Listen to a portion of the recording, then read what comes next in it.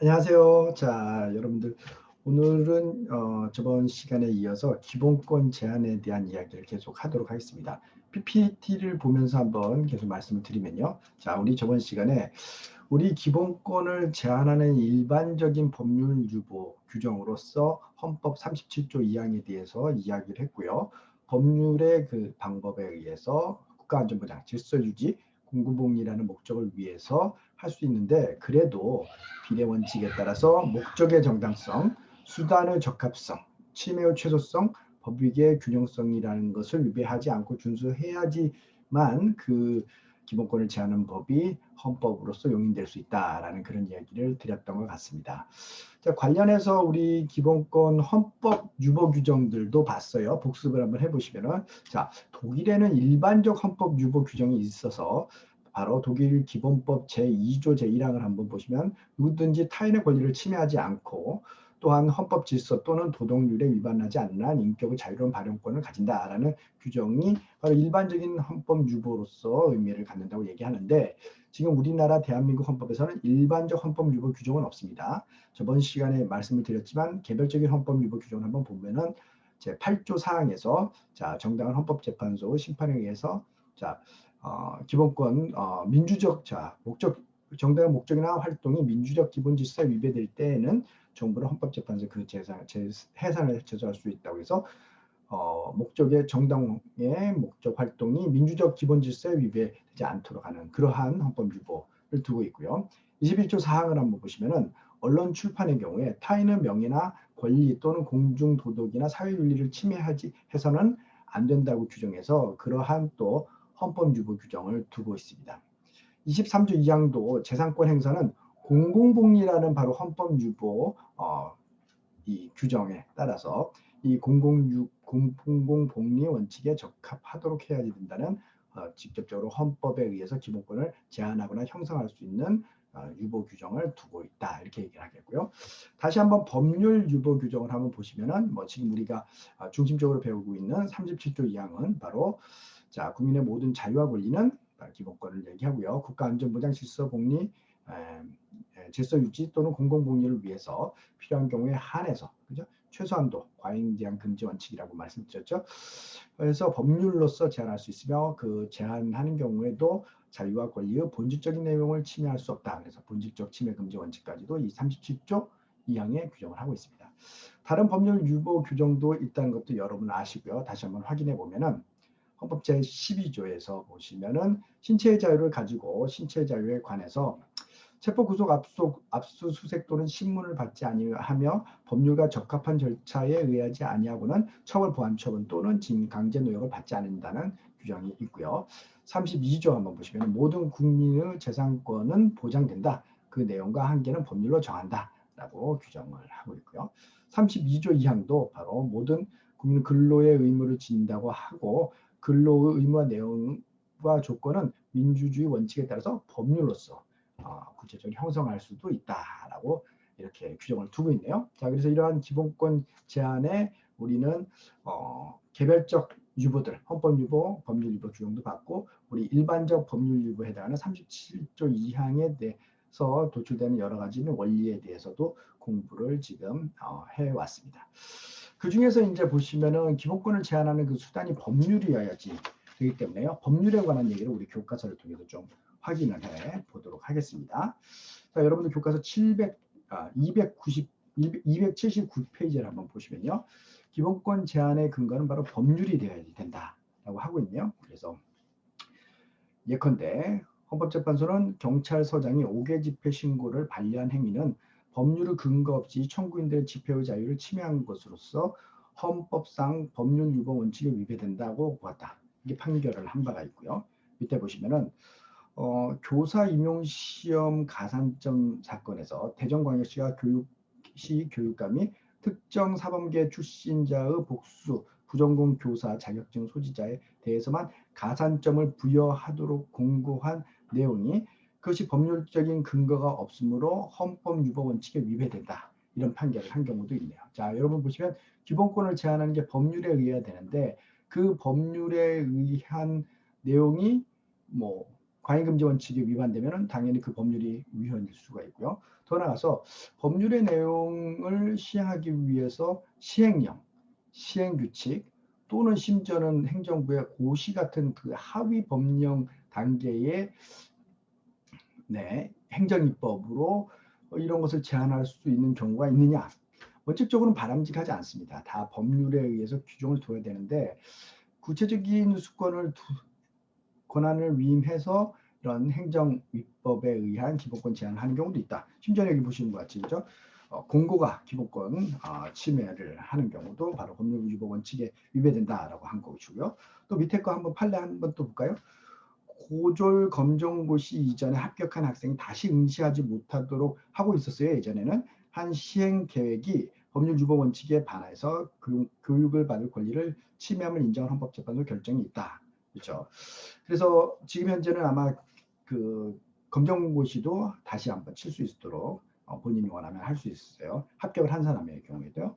응시 제한의 공고를 위임했다고 볼 근거도 없고 이 사건 공고의 기본권 제한은 법률위법 원칙에 위배하여 청구인의 교육을 받을 권리 등을 침해한 것으로 컸다. 이렇게 되어 있죠. 밑에 보시면은 자 이렇게 법률에 의해서 기본권이 과잉금지 원칙에 준수된다는 전제로 해서 제한이 가능한데 밑에 보시면은 법률위법 원칙이 법률 스스로 정해야 할 사항을 경우에 따라서는 대통령령, 행정입법에 위임하는 것도 사실은 뭐 바람직하지 않다고 생각하지만 저는 그렇지만 그렇게 되는 현상이 실제로 존재하고 또 그런 현상이 상당히 많이 또 존재하는 것도 인정할 수밖에 없는 현실도 있습니다. 밑에 보시면은 자 우리 헌법 75조에는 대통령령에 대한 근거 규정이 있고요. 또 우리 헌법 95조에는 국무총리 행정각부의 소관 사무에 관해서 바로 대통령령 위임 또는 직권으로 총정 불용을 발할 수 있는 근거를 두고 있습니다. 이러한 행정입법의 기본권 제한 사항을 위임하는 경우에도 법률의 근거에 따른 법률 유보라고 보는 것이 지금 현재 일반적인 사항입니다. 다만 그러한 법률에서 너무 포괄적으로 정해서 행정입법에 다 맡긴 거는 포괄 위임금지 원칙의 위반이라고 우리는 인정을 할 수 없고 헌법의 위반이라고 보는데 구체적인 내용을 기술적인 내용을 이렇게 위임하는 것은 허용하고 있다는 거죠. 밑에 보시면은 자 그래서 자 법률에 위임을 해 주었으면 법률유법 원칙이 지켜야 될 법률이 위임을 해 주고 있지 않는 사항까지 만약에 행정입법이 정하면은 법률유법 원칙에 반하는 것이 된다는 거예요. 그래서 행정사 시행령에 대해서는 다른 판결이 있습니다. 우리 관련된 판결 한번 구체적으로 한번 검토를 해봅시다. 여러분 홈페이지를 보시면 되는데요. 자 홈페이지에서 행정사법 시행령 규칙 한번 볼까요? 자 그래서 한번 지금 보시면은 제대로 공유가 돼 있는 걸로 보이고요. 자 보시면은 자 행정사법 시행령이 행정사의 수급사항을 조사해서 행정사 자격시험을 실시가 필요하다고 인정될 때 시험 실시 계획을 수립하도록 한 그냥 당연히 치는 게 아니라 경우에 따라서만 실시할 수 있도록 하는 거네요. 그런 것은 법률유법 원칙에 반해서 행정사 시험을 통해서 행정사가 되고자 하는 청구인의 직업 선택의 자유를 침해한다는 여부에 대해서 적극적인 판단한 사건이네요. 판결문 본문을 중심으로 한번 봅시다. 판결문 주문을 먼저 보시면은 자 행정사법 시행령 바로 대통령령이네요. 보니까 이 행정사 수급사항을 조사해서 시험 실시가 필요하다고 인정될 때 시험을 실시하도록 한 것은 헌법에 위반하다. 그러네요. 시험을 그냥 당연히 실시하거나 그러는 게 아니라 수급사항을 봐서 필요할 경우에 한해서만 공고해서 실시한다. 좀 문제가 있어 보입니다. 보시면은 자 청구인의 행정사가 되고 싶어서 되기 위해서 행정사 자격시험 응시를 준비하고 있던 반대 문의해 보니까 정부에서는 행정사에 대해서 주로 그 경력적 공무원이 바로 자격을 부여받고 있었고요.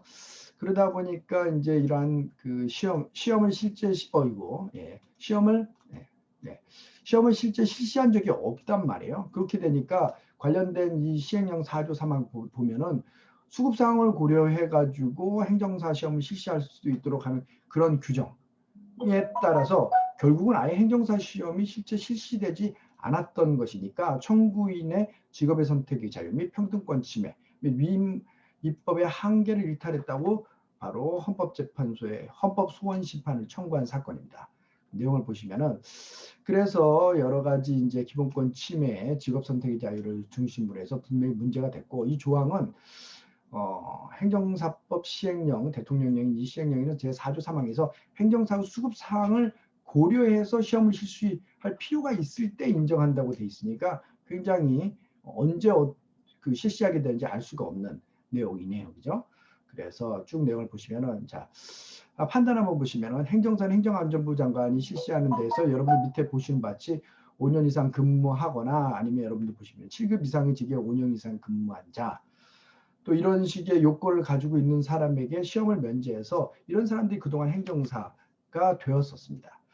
그런데 이 청구인의 경우에는 시험 실시 공고가 지금 나지 않기 때문에 한 번도 시험을 응시를 못했고요. 이러한 것들은 바로 모법의 위임에서 보시면 행정사 시험의 과목에 대한 내용이라든가 이런 것들 규정을 하고 있고 그 다음에 시행령에서는 수급 상황을 조사해서 실시한다고 돼 있으니까 그 모법의 위임의 범위에 넘는 바로 법률 유보의 원칙에 바로 위반해서 직업 선택의 자유를 침해한 거라고 본 거죠. 그죠? 아니 이렇게 규정을 만들었으면은 거기에 따라서 뭐 언제 어떻게 시행할 수 있는지 구체적인 내용을 바로 대통령령에서 만들어야 되는데 수급 사항을 조사해서 실시할 수 있다?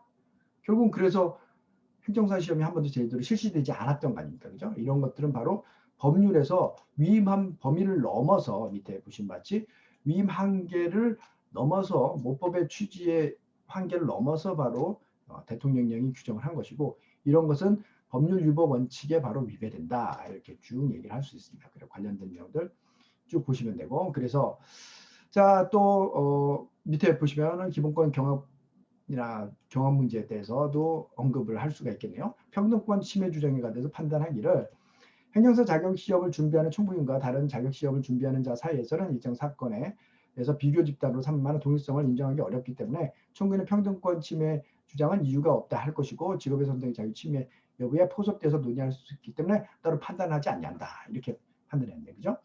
자, 이와 같이 다시 한번 또 여러분들 PPT로 돌아가 보시면요. 네. 자, 이와 같이 기본권을 제한하는데 법률로 제한할 수 있고 경우에 따라 시행령 시행규칙에 의해서 위임을 하더라도 모법의 범위에 따라서 아주 구체적인 위임에 따라서 기본권을 제한하는 것은 가능하지만 이와 같이 모법의 그 위임 범위를 넘어서 아예 시행령 시행규칙 때문에 이 법무사 시험을 행정사 시험을 아예 실수할 수 없게 되는 이러한 상이 되는 것은 바로 위헌이다. 이렇게 여러분들 볼 수가 있겠습니다. 그래서 280페이지에 이와 관련된 내용이 설명되어 있고요. 그 다음에 281페이지를 한번 봅시다. 시행령 시행규칙까지는 그래도 이렇게 이해를 할 수 있는데 더 나아가서 그죠? 행정입법 중에서 더 대통령령, 총리령, 부령이 있는데 이것보다 더 낮은 각 부의 고시, 훈령, 예규, 지침이라는 더 낮은 단계 행정규칙이 있는데 이런 행정규칙의 기본권 제한사항을 위임할 수 있는가도 뭐 우리가 바로 논의를 해봐야 될 문제입니다. 보시면은 당연히 부정서 원칙적으로는 보시면은 헌법의 위임의 입법의 형식으로는 대통령, 총리령, 부령으로 명시적으로 열거한 것이어서 이에 한정되어야 된다는 그 의견도 상당히 설득력이 있습니다. 다만 밑에 보시면은 어쩔 수 없이 이런 고시라든가 훈령, 예규, 지침에 의해서 기본권 제한이 이제 수권이 맡겨진 경우도 있고 그러한 경우에 대해 헌법재판소도 아주 소극적이지만 그래도 긍정을 하고 있다는 겁니다. 다만 그 인정을 하면서도 예외적인 한계를 인정을 하는데 보시면은 자 기본적으로 국회 입법의 원칙과 상치되어서는 안 된다. 뭐 우리 그런 걸 표현을 나중에 이제 의회 유보라고도 표현하는데 이런 의회 유보 원칙과도 상치되어서는 안 된다라고 할 수 있고요. 밑에 보시면은 행정규칙의 위임에 대해서는 헌재가 바로 대통령령, 총리령, 부령과 같은 법규 명령이 아닌 훈령, 예교, 고시와 같은 행정규칙의 형식에도 위임을 할 수는 있다. 그죠? 즉 있고요.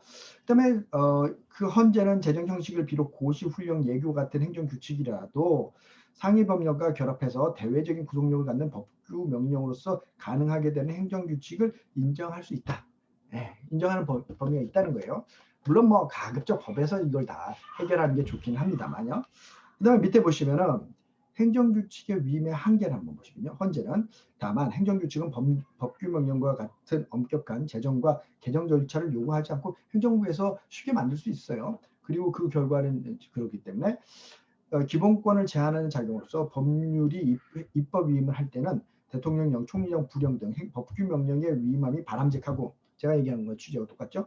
고시와 같은 형식의 입법 위임을 부득이 인정할 필요가 있을 때라고 하더라도 다음과 같은 한계를 가진데, 기억 보시면 전문적 기술적 사항에 한정되어야 되고요. 그 다음에 이 의원 보시면 포괄적 위임 금지 원칙에 바로 안에 있어야지 된다는 겁니다. 자, 이런 경우에 한해서만 이제 그러한 위임이 인정이 되고요. 282페이지에 여러 가지 이제 관련된 판례가 있네요. 보시면은 자, 시공자 선정을 위해서 경쟁 입찰 방법에 의해 고시 위임 같은 내용들에 대해서는 이제 기술적인 내용으로서 인정할 수 있다라고 이렇게 얘기를 하고 있다는 겁니다. 그래서 다시 한번 말씀을 드리면은 법률에 의해서 기본권이 제한이 가능한데 경우에 따라서는 행정입법 또 그 낮은 단계 바로 고시, 훈련 같은 행정 규칙에 의해서도 구체적인 위임을 두고 아주 전문적인 기술적인 사항이라면은 그것이 인정될 수 있어서 헌법의 위헌이다까지는 결정을 안 하겠는데, 문제는 이제 그런 위임의 한계를 넘어선 포괄 위임인 경우에는 당연히 위임이라는 겁니다. 그렇게 이렇게 보시고요.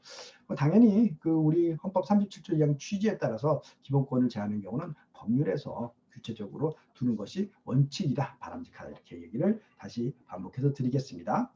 47조 2항이 여러분들 교과서 282페이지를 보시고 그 다음에 헌법 75조를 한번 보시면은 대통령령은 바로 대통령령을 발의할 수 있고 법률이 바로 대통령, 총리령, 부령 또는 행정규칙에 위임하는 데는 구체적인 범위를 정해서만 바로 기본권 제한을 할 수가 있고요. 그 다음에 그러한 내용에 대해서 283페이지 보시면 헌법재판소는 그러한 위임이 구체적인 대강을 예측할 수 있도록 해야지 되고요. 그리고 예측 가능성 유무는 유기적, 체계적, 종합적인 판단을 해야지 된다. 이렇게 얘기하고 있네요.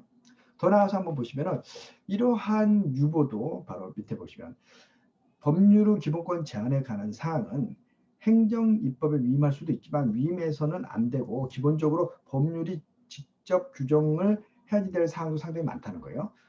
특히 법률이 직접 해야 될 사항은 바로 행에 관해서 법률 유보 원칙을 바로 적용하고, 그리고 의회가 법률이 직접 정한다는 의회가 직접 정하는 이런 원칙으로 의회 유보의 원칙을 반드시 준수를 해야지 되고, 그래서 국민의 기본권 실현에 관한 그런 영역에서는 바로 행정에 맡기는 것이 아니고 바로 의회에서 이런 것을 중요하게 결정을 해야 된다는 의회 유보의 원칙이 또한 있습니다. 여러분들 284페이지에서는 뭐 대표적으로 텔레비전 방송 수신료에 대해서 판결이 나와 있는데요. 잠깐만 한번 볼까요? 자, 여러분들 또 새로 관련된 것을 보시면요. 이거는 주거환경법에 관련되니까 이런 나머지 한번 계속 보시면은 284페이지 보시면요.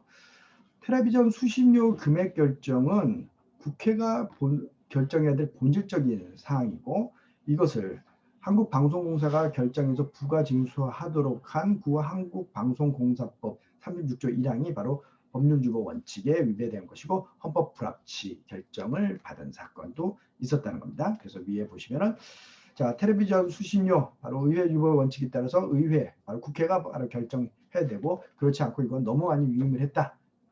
헌법 불합치 결정 받았고, 밑에 보시면은 토지 등 소유자가 도시 환경 정비 사업을 시행하는 경우에 사업 시행 인가 신청 전에 얻어야 될 토지 등 소유자의 동의 정족수가 굉장히 본질적인 사항이에요. 관련해서 판례를 좀 구체적으로 보겠는데, 본질적인 사항인데 이를 토지 소유자 등의 자치규약으로 정하고 있습니다. 이것도 마찬가지로 중요한 것을 바로 의회에서 법률에 의해서 정해야 되는데 그 의회 유보 원칙에 위반해서 위헌이다라는 결정이 있습니다. 한번 우리 헌법재판소 판결을 직접 한번 볼까요? 보시면은 도시 및 주거환경법 한번 봅시다.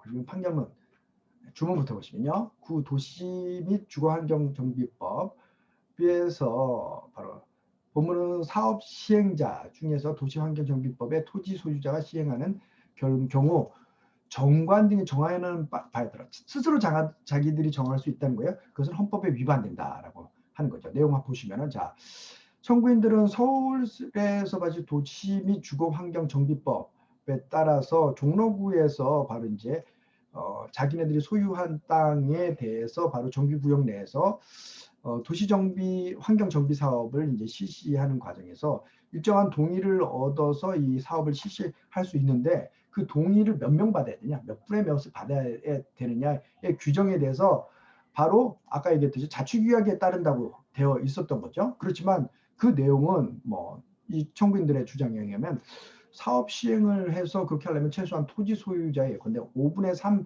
4 이상의 동의를 얻거나 이런 식으로 해서 바로 해야지 되는 것이지 이렇게 자치규약을 결정하는 건 아니다. 그리고 5분의 4라든가 이런 규정은 바로 법률에서 정해야 되는 거다라는 그런 취지의 내용이 주장이 되는데 자 그런데 자 이러한 이 사건에서 사업 시행이 결과에 따라서 이 사건에 소송한 토지 소유자 5분의 4 이상의 동의를 얻지도 못한 이러한 사건에서 처분은 위법하고 취소돼야지 된다라고 주장을 했는데 행정법원에서는 일단은 법률이 있고 자치규약에서 의뢰라고 되어 있고 그랬으니까 이 주장 그 요건에 충분히 맞았다고 생각하기 때문에 청구인들의 요구를 받아들이지 않고 청구인들의 이러한 취소 소송을 바로 이제 기각을 해버렸습니다. 그러니까 이 사람들이 이러한 규정 자체가 바로 자, 헌법에 반한다고 해서 헌법재판소에 사건을 청구한 것이고요. 그래서 바로 이러한 구체적인 내용들, 바로 자치규약이 아니라 바로 법률에서 토지 소유자가 도시 환경 정비 사업을 시행하는 경우에 어느 정도의 정족수를 구비해야지 되는가는 바로 법률에 정해야 될 법률 유보 사항이기 때문에 법률 유보 원칙에 위반된다라고 주장을 했던 거고요. 그래서 그 요건, 동의 요건에 대해서 헌법재판소가 다퉜는데 헌법재판소 본안 판결을 보시면요. 자, 이러한 경우 굉장히 사실 여러분 도시환경 정비할 때 이렇게 몇 명이 동의를 하냐, 동의 안 하는 사람도 있고 그렇기 때문에 이 관계자의 동의 요건은 되게 중요한 의미를 가지고 있습니다. 그런데 이러한 동의 요건이 토지 소유자 사업 시행 방식에서 동의 정족수를 법률에 규정하지 않고 자치구역에 정하도록 하면은 굉장히 문제가 있겠죠, 그렇죠? 그러면 뭐 반대하는 사람들 충분히 반대를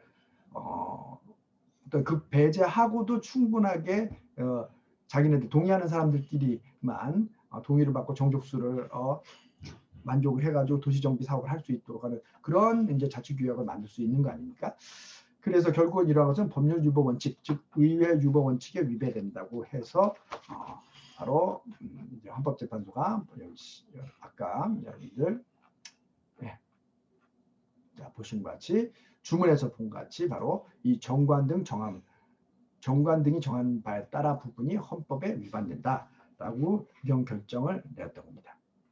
이와 같이 자 여러분들 이렇게 보시는 바와 같이 헌법에서 이러한 기본권을 제한할 때 이러한 요건들 기본권 제한의 37조 2항 요건들 또 이러한 중요한 내용은 바로 법률에서 정해야 된다는 의회 유보의 원칙들에 따라서 이것이 준수되어져 있습니다. 밑에 더 보시면은 또 더 나아가서 지방자치단체는 이제 나중에 뭐 또 우리가 얘기할 기회가 있겠지만 조례를 제정할 수 있는데 이런 조례에서 기본권 제한 사항을 위임할 수 있는가에 대해서 이것도 굉장히 신중하지만 그래도 일단 할 수 있다라고 보는 거예요. 다만 조례 위임에서는 시행령, 그다음에 대통령령, 그다음에 시행규칙, 부령 등은 행정입법에서 위임하는 경우와 달리 이 경우는 포괄적 위임도 지방자치단체에서 지방자치의회에서 하는 것으로 포괄 위임도 가능한데 최소한 더 죄형법정주의 같이 기본권을 침해하는 그러한 중요한 내용을 포함하면 포괄 위임 금지 허용하지 않는다 이렇게 얘기를 하고요. 밑에 보시면은 기본적으로 이 조례에 대해서 어느 정도 또 기본권 제한의 그 가능성을 열어둔 것은 바로 자치권, 지방자치 자치권을 보장하는 그런 측면이 있다는 것이고요. 밑에 보시면은 결정례 한번 볼까요? 담배 자동차기 설치 금지 조례에 대해서 헌법재판소는 자 소매인 지적의 지정 기준 기타 지정에 관한 사항을 재무부령이 정한다고 되어 있고 제조 담배 소매에 있는 지정 기준에 대해서 바로 지방자치단체가 조례로 정하는 장소에서 자동 판매를 설치할 수 있도록 한 것은 과잉 금지 원칙도 준수하고 합헌이다 이렇게 판결을 한 바가 있다는 겁니다. 서울특별시의 학생 인권 조례의 차별받지 않는 권리는 자, 이 경우에도 뭐 여러 가지 의견이 분분한 바가 있었지만 법률 유보 원칙을 준수한다고 판단했다라는 거예요. 이렇게 되었고요. 그래서 이 기본권을 제한할 수 있는 법률이라고 하는데 상당히 많은 부분에 행정입법, 행정규칙, 또 조례까지도 구체적인 수권 행위를 준 경우에는 위임을 한 경우에는 기본권 제한의 내용을 담을 수 있다 이렇게 말씀을 드리겠네요. 그 다음에 286페이지를 보시면요. 이 법률이라는 요 두 글자를 지금 이렇게까지도 교과서를 좀 설명하고 있습니다. 이러한 법률은 당연히 밑에 보신 것 같이 일반적인 추상성을 갖는 내용을 담고 있어야 됩니다. 자, 누군가 만약에 사람을 살인하는 경우에는 어떻게 처벌하고 모든 대한민국 안에서 할 수 있는 일반적인 사항을 추상적인 사항을 담고 있는 것이 그것이 바로 법률 입법 작용이고요. 구체적으로 A라는 사람이 그래서 그런 범죄를 저질러서 그러면 어떻게 판단할 것인가를 하는 구체적인 작용은 바로 이러한 일반적 추상적인 작용이 아니라 구체적인 그런 작용으로서 그런 것을 우리가 사법작용이라고 표현을 하거든요. 그러니까 그것은 여러분 아시다시피 사법부, 즉 법원에서 판단하는 것이고요. 자, 이러한 그 기본권을 제한하는 내용은 기본적으로 일반적인 추상성을 가져야 됩니다. 밑에 쭉 보시면. 네. 그런데 이러한 일반적 추상성의 근거는 뭐 법이 예측 가능해야 되고 누구나 다 적용해야 될 평등 원칙이 있어야 되고요. 그죠? 그 다음에 어떤 처분할 권한은 법 집행을 할 수 있는 권력인 행정권에 속하기 때문에 입법권이 구체적인 처분을 직접 하게 되면은 권력주의 원칙에 반하는 것이고 이건 일반적인 모든 국가 권력이 행사할 수 있는 그러한 성격을 다루어야 됩니다. 이게 원칙인데 예외적으로 좀 말씀을 드리면요. 기본권도 경우에 따라서 이 법률에 의해서 제한할 때 처분적 법률이라는 것에 의한 제한이 또 원칙적으로 바람직하지 않지만 원칙적으로 인정될 수 있는 경우도 있을 수 있다는 거예요. 그것이 바로 여러분 287페이지에 서술되어 있습니다. 내용을 한번 보시면은 자, 기본권에서 바로 처분권 제한하는 법률에서 처분적 법률이란 그 법률 자체로는 국민의 기본권에 대한 효과가 바로 발생하게 되는 그러한 법률을 말하고요. 처분적 법률은 개별 사안별 법률, 특정한 사안에 대해서만 적용되는 법률이 있을 수 있고 개별인 대상 법률, 특정 사람들에게만 적용되는 법률이 있을 수가 있고요. 처분적 법률, 그런 것도 있습니다. 그런데 여러분들 우리나라에도 그동안 특별검사에 관련된 여러 가지 법이 발동되었지만 지금 현재 존재하고 있는 그런 일반적인 모든 상황에서 특별검사를 발동하는 규정을 둔 게 아니라 특별한 사건에 대해서 무슨 주가 조작 사건, 무슨 사건, 그 특별한 사건에 대해서 구체적인 명칭을 굉장히 길게 설치하면서 해당 사건에 대해서만 특별검사를 발동하는 그런 입법을 한 바가 있거든요. 굉장히 처벌적 법률 성격 갖추고 있지만 헌법의 권력분리 원칙에 올리는 실질적인 원리를 구현하는 방법 취지 아래서 위헌이 아니라 합헌으로 그동안 인정을 했던 것이고요. 밑에 보시면은 자, 오늘날 구체적인 타당성과 형평을 고려해서 입법 정책에 대해 정책적으로 처분적 법률의 제정을 필요성을 인정하는 경우가 예외적으로 나타난다는 거예요.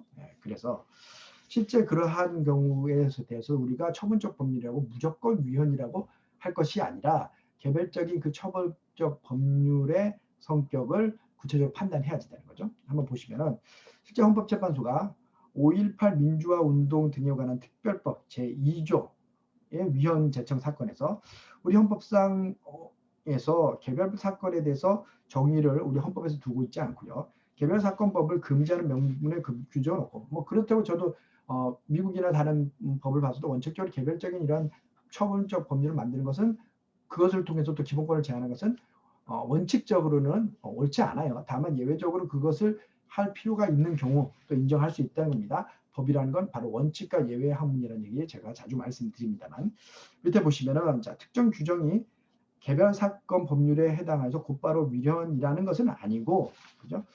정정할 수 있는 사유가 있는지 충분히 보는 것이고요. 해당 그죠? 5.18 민주화 운동에 관한 특별법 사건에 해당 규정이 공소시효에 대한 내용들을 다룬다거나 하더라도 그것이 전반적으로 헌법의 취지에 부었을 때 위헌이 아니라면 바로 합헌이라는 거죠. 그래서 이 판결에서 합헌 결정 받은 바가 있고요. 밑에 보시면 BBK 특별특검사법 이런 것들 다 천문적 법률에 대해서 그죠? 관련해서 이렇게 쭉 본 것도 있고 그죠? 자, 그래서 이제 처분적 법률성을 넘게 인정을 해서는 그래도 안 되고 원칙적으로는 일반적 추상적인 법률에 의해서 하는 것이고 기본권을 제한할 수가 있을 것이고 그러한 경우 도 당연히 이제 필요한 최소한 경우에 과잉금지 원칙에 위배돼서는 안 될 것이고요. 다시 처분적 법률을 예외적으로 두어서 그것을 기본권을 제한하는 경우에도 그죠?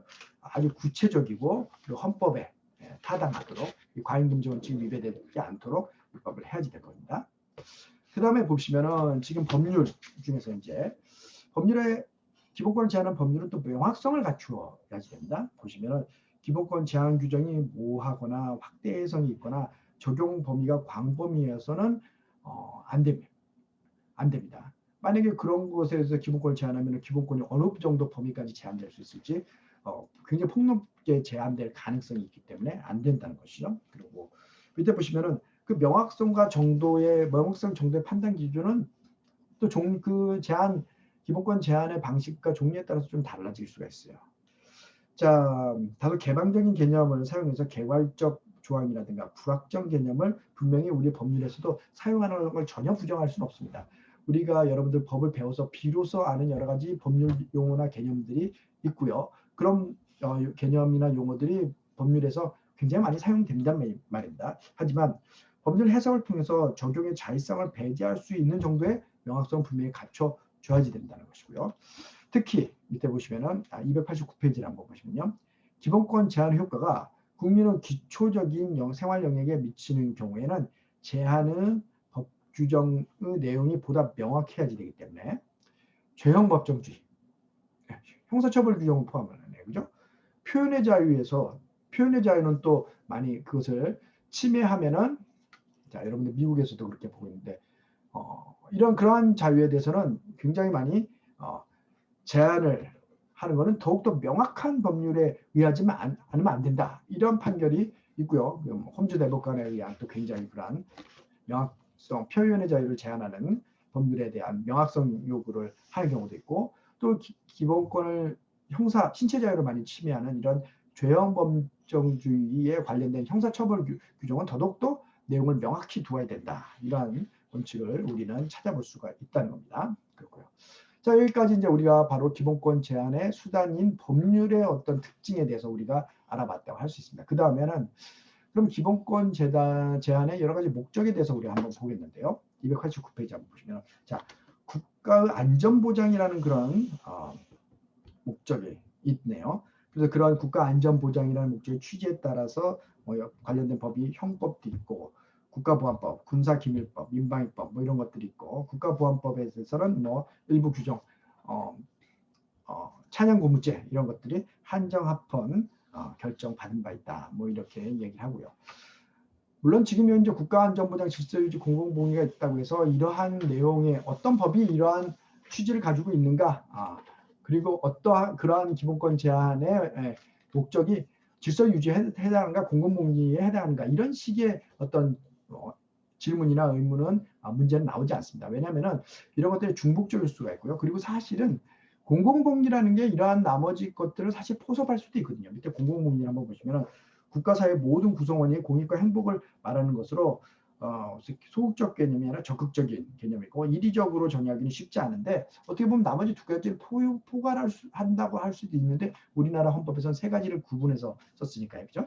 질서 유지도 또 한번 볼 필요도 있을 것 같은데요. 보시면 질서 유지는 바로 사회윤리 내지 도적 준수를 포함해서 물리적 질서, 정신적 질서 같은 질서 개념을 포함한 것으로 관련된 법은 집회 및 시위에 관한 법률, 도로교통법, 경찰법, 경찰 직무집행법 이런 것들을 다 들고 있네요.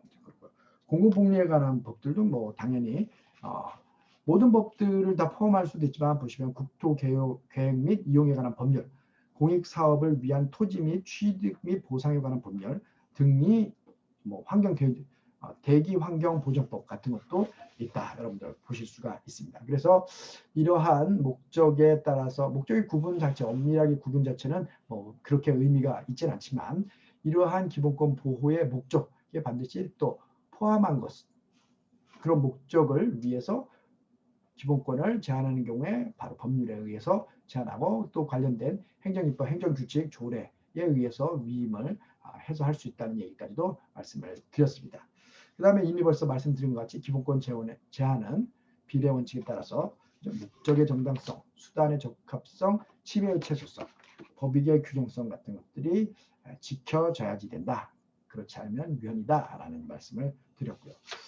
또 이러한 그 심사 척도가 굉장히 엄격한 네 가지 기준이다라는 말씀을 드렸습니다. 그래서 미국에서는 심사 강도를 사건마다 좀 달리해서 예전에 미국에서도 개별적인 사건에서 굉장히 엄격한 입장을 두기도 했었는데 정신적인 자유나 민주주의나 표현의 자유 관해서는 굉장히 엄격한 심사 척도를 사용하고요. 기타 뉴딜 정책이라든가 이런 경제 정책에 대해서는 판단하는 법관 또 미국의 연방의 대법관이 사실은 이런 정책 입법의 전문가는 아니기 때문에 이러한 경우에는 좀 더 완화된 심사 기준, 합리성 심사 기준을 사용하는 방식으로 미국의 심사 기준은 2중 기준 또는 경우에 따른 3중 기준으로 심사의 강도를 달리하는 방법으로 발전되어 왔다 이렇게 얘기를 하겠어요.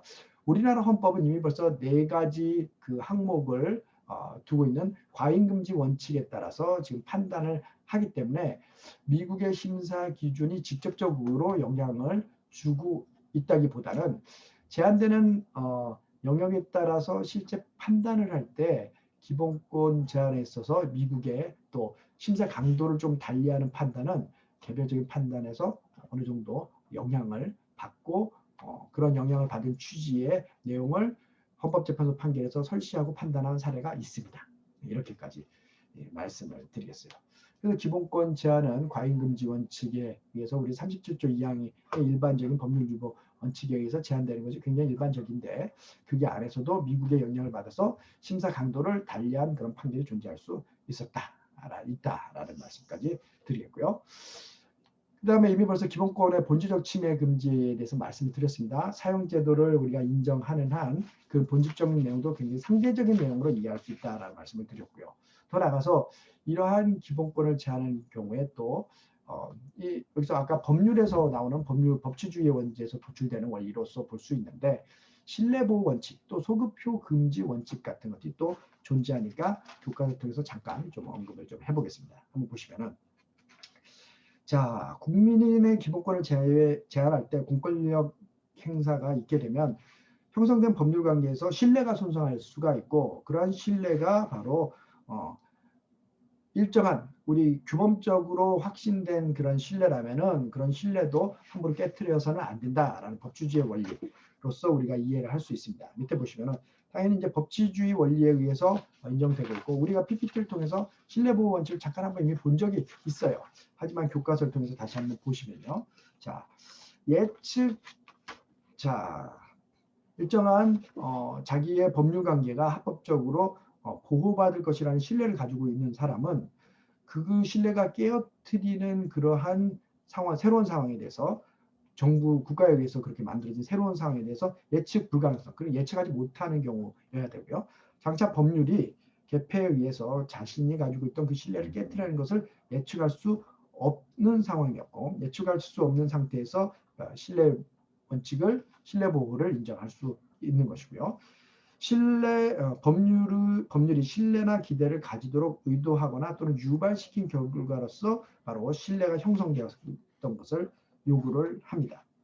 밑에 사례를 한번 보시면은 자, 국세 관련 경력 공무원에 대해서 세무사 자격 자동 부여를 제의 폐지, 특허청 경력 공무원에 대해서 변리사 자격 자동 부여 폐지에 대해서 헌법 불합치 결정 이런 것도 신뢰를 어느 정도 존중해주고 그것을 이제 새롭게 자동 자격 부여되는 사람 말고 또 이제 시험으로 할 수 있는 제도 이런 것들을 충분히 고려해서 만들어야지 된다는 거죠. 기존의 신뢰를 또 너무 한꺼번에 신뢰를 보호하지 않고 않는 그런 법을 통해서 신뢰를 깨트려도 안 된다는 겁니다. 밑에 보시면 자, 이러한 신뢰 보호 원칙은 기본적으로 공익과 공법에서 신뢰 보호 원칙은 이익 형량의 방법에 의해서 검토를 해야 된다. 신뢰를 침해할 수 있어서 거두려는 공익과 서로 비교해서 공익이 클 때 신뢰 침해가 가능하고 사적인 신뢰가 더 클 때는 신뢰를 보호해야 된다는 것이고요.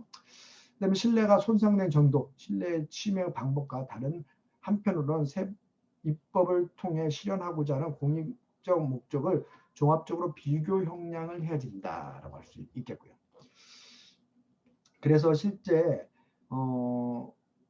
그 법을 만들 때 그 법의 새로운 시행이나 변화에 유예 기간을 두거나 경과 기간을 두어서 종래 뭐 예컨대 변리사라든가 기존 경력 세무사라든가 이런 공무원들 그 해당 직에서도 공무원들이 자동으로 자격이 부여되는 면이 있거든요. 그래서 일정한 경과 규정을 통해서 그런 신뢰를 보호해주고 그 이후에 이제 시험을 통해서 제도 변경하는 것을 할 수 있도록 하는 방식으로 법을 만들어야 된다는 거죠.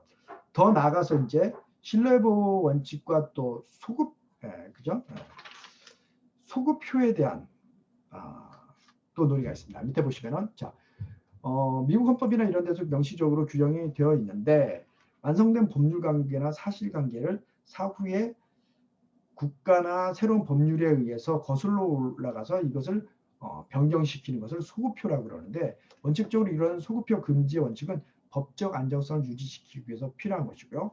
소급표에 대해서는 기본적으로 장래적 효과를 가지고 있는 것입니다. 그래서 우리 헌법에서는 참정권이라든가 재산권에 관해서 소급표를 금지하는 내용을 헌법 13조가 명시적으로 규정을 하고 있고요. 그리고 우리 법치주의 원리에 근거해서 우리 37조 2항에 따라서 바로 소급표 원칙은 바로 우리가 보장이 되어야지 되는 내용이고요. 밑에 보시면 그 개념 중에서 진정 또는 부진정 소급표에 대한 얘기를 우리 한번 좀 살펴볼 필요가 있어요. 소급표 중에서는 진정 소급표가 있는데 진정 소급표는 과거형의 그 형식으로 시작되어서 이미 완성된 상태에 대해서 법률의 제정이나 개정을 통해서 국가의 작용이 번복되거나 변경되는 그러한 경우를 말하고요. 부진정 소급표는 과거에 시작된 법률 관계 형성이긴 하지만 아직도 완성되지 않았어. 아직 확정되지 않는 상태의 법률 관계나 고유한 내용들이 이제 새롭게 개정 제정 법률에 의해서 국가 작용에 의해서 번복되는 그런 경우를 말하고요. 그래서 진정 소급표는 완전 소급표라고도 부르고 부진정 소급표는 부분적인 소급표라고 부르는데 물론 이런 진정 소급표, 부진정 소급표라는 표현 자체가 이제 독일식 표현이라고 얘기했어요. 그래서 부진정 소급표를 어느 정도 이해하고 인정할지에 대해서는 견해에 따라서 약간 달리하고 있다 이렇게 말씀드리겠고요. 원칙적으로 진정 소급 입법은 허용되지 않고 부진정 소급 입법은 허용된다라고 일정 보는 겁니다. 그래서 밑에 보시면은 진정 소급 입법은 원칙적으로 금지된다는 것이고요. 300페이지 보시면 원칙과 예외의 항문이니까 법학은 진정소급표는 원칙적으로 금지되지만 예외적으로 허용될 수 있는 경우가 있는데 국민이 소급 입법을 예상할 수 있거나 법적 상태가 불확실하고 혼란스러웠거나 또는 보호할 신뢰 이익이 적은 경우 그런 경우 그다음에 소급 입법 당시에 당사자 손실이 없거나 아주 경미한 경우 또 신뢰보호 원칙의 요칭에 우선해서 심히 중대하고 공익상 사유가 소급 입법을 정당화하는 경우에는 바로 예외적으로 이러한 소급표를 인정할 수 있는 경우도 있다는 거예요. 관련된 사례 보시면은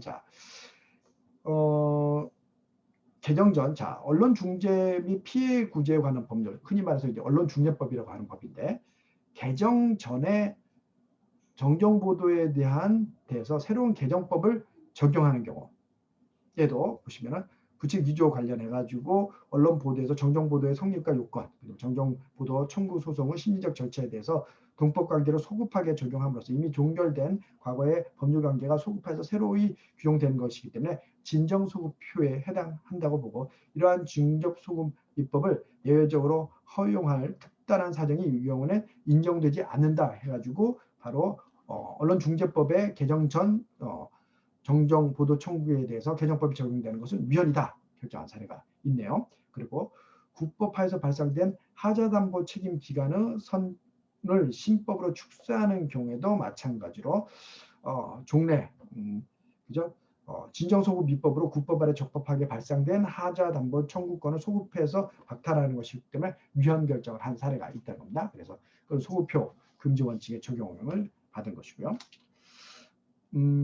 반면 합헌 결정은 아까도 한번 말씀드렸지만 자 5.18을 전후해서 발생한 헌정질서 파괴 범죄 행위에 대해서 공소시효 진행을 정지하도록 한 사건에 대해서 이것은 뭐 형사 구속요건을 소급한 것도 아니고 공소시효에 대한 이러한 소급 전은 과거에 완성된 네, 인정할 수 있다. 그래서 헌법적으로 합헌 결정을 내린 바가 있다. 이렇게 보겠습니다.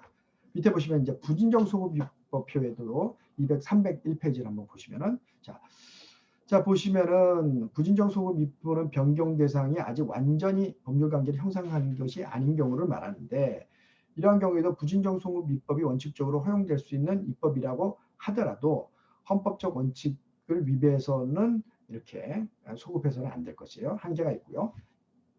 부진정 소급 입법으로 인해서 기본권 제한을 입법을 해도 평등 원칙에 위배돼서도 안 되고 비례의 원칙, 과잉금지 원칙을 준수해야 되고 기본권의 본질적인 내용을 침해할 수 없습니다. 우리 37조 2항 그대로 적용된다는 거죠.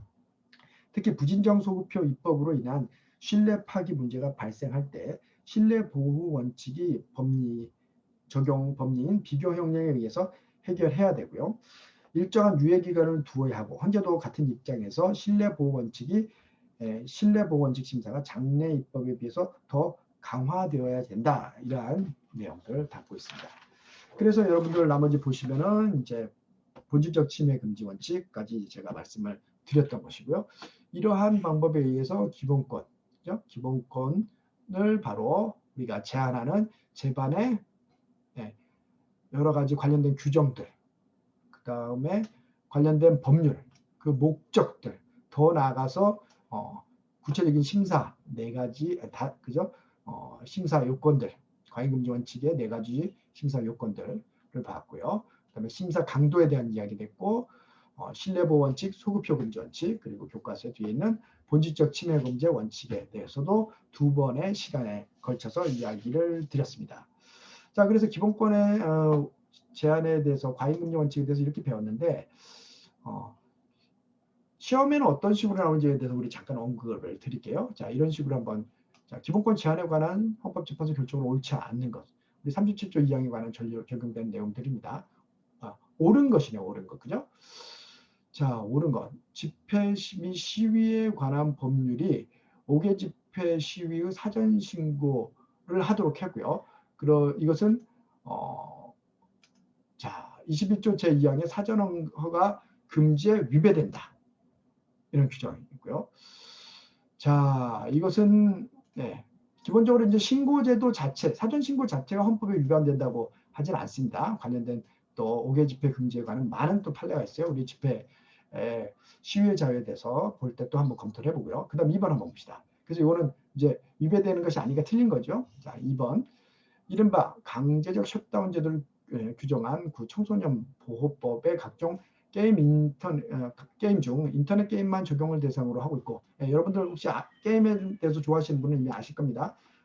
소위 말해 신데렐라법이라고도 얘기하는 강제적 셧다운 제도가 청소년에게 12시 이후에 이제 사용을 할 수 없도록 하고 있는 제도가 실시되고 있습니다. 그렇지만 여러분들 아시다시피 모바일 게임 같은 데는 또 적용이 되지 않아요. 제한도 뭐 다 하는 것이 평균의 원칙에 맞을 수도 있는데 과급적 이제 제한도 전면적으로 하지 않는다는 취지에서 지금 이렇게 두고 있는데 그것은 국내 인터넷 게임 중 게임 제공자들에게 평등권을 침해하는 것이 아니다. 그렇죠. 오히려 게임 업계에서는 지금 이제 인터넷 게임에 대해서도 이 셧다운 제도를 없애달라 그런 요구가 있는데 지금 셧다운 제도를 두고 있고 모바일 게임까지는 우리가 그러한 제한을 하고 있지는 않습니다. 하지만 기본적으로 그것을 통해서 청소년들이 12시 넘어서 게임을 계속하는 것은 바람직하지 않다는 그런 법적인 기준을 정해준 것으로 이해하면 좋을 것 같아요. 그래서 정답은 2번 질문에서 틀린 게 없어서 2번이 맞다 이렇게 얘기할 수 있겠고요. 3번 자 피청구인인 부산구치소장이 청구인이 미구별 구금자 신분으로 구치소에 수용되었던 기간 중에 교정시설 안에서 매주 실시하는 종교 집회 참석을 제한하는 경우는 청구인의 종교 자유 중 종교적 집회 결사의 자유를 제한하지 않는다. 예. 이거는 이제 이것도 틀린 질문에 해당하겠죠. 그렇고요. 여러분 나중에 우리 관련돼서 신체 자유 부분에서 또 검토를 해보겠습니다. 그다음에 특정 범죄에 관해서 보호자 및 전자 장치 부착에 관한 것들은 바로 사생활 비밀의 자유, 개인정보 자기 결정을 침해한다고는 청구인의 주장이 있었지만 결국은 과잉금지 원칙의 기준에서 다 판단했을 때 침해하지 않는다라고 해서 여러분들 아시다시피 지금 뭐 특정 성범죄자에 관련해서 전자발찌를 차도록 하는 제도를 지금 이 법에 의해서 실시하고 있다 이렇게 말씀드리겠습니다. 그래서 이제 우리 과잉제한금지 원칙 그죠? 과잉금지 원칙 37조 2항의 기본권의 일반적인 제한원칙을 보았기 때문에 앞으로 관련된 여러 가지 판례를 보게 될 것이고 그 판례에 대해서 우리가 어떻게 이것이 기본권을 제한하는가 아닌가에 대한 나름대로 판단 또 능력을 갖추고 그리고 개별적인 판례의 정확한 그러한 내용들이요 우리가 다 또 이해를 할 수 있으면 좋을 것 같습니다. 자 그러면은 기본권 제한원에 대한 강의는 이렇게 2번의 강의로 마감을 짓도록 하겠습니다. 감사합니다.